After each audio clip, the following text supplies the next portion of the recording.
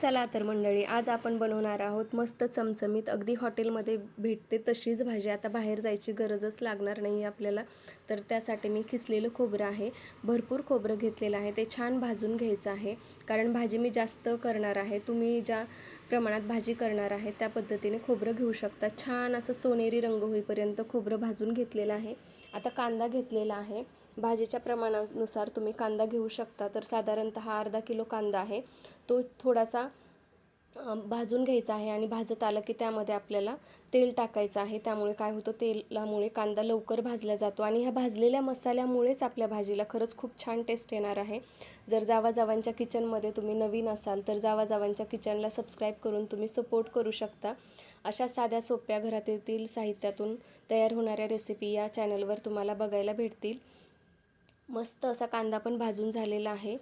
आणि कांदा भाजल्यामुळे काय होतं तर मसाला लवकर तळतो. कांदा भाजतच मी टोमॅटो कट करून घेतलेला आहे. आणि टोमॅटो हे लाल भडक असेल तर खूपच छान, कारण त्यामुळे भाजीला अजूनच छान कलर येतो.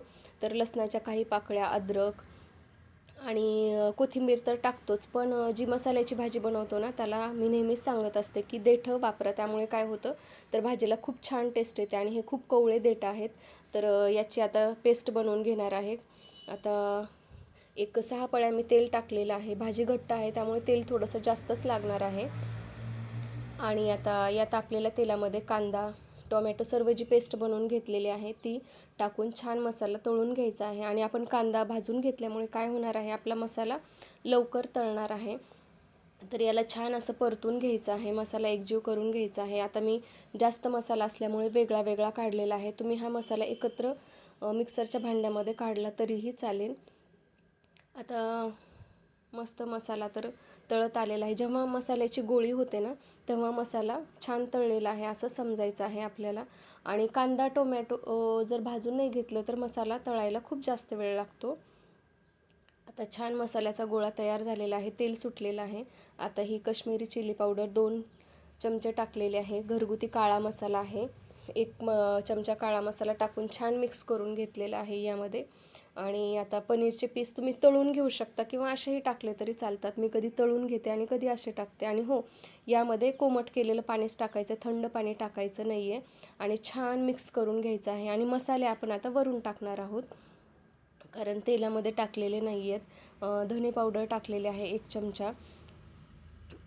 छान असं काय करायचं आहे, किचन किंग मसाला वापरा. त्यामुळे काय होतं, पनीरच्या भाजीला छान टेस्ट येते. कसुरी मेथी, पनीर किचन किंग मसाला टाकलेला आहे थोडासा मी.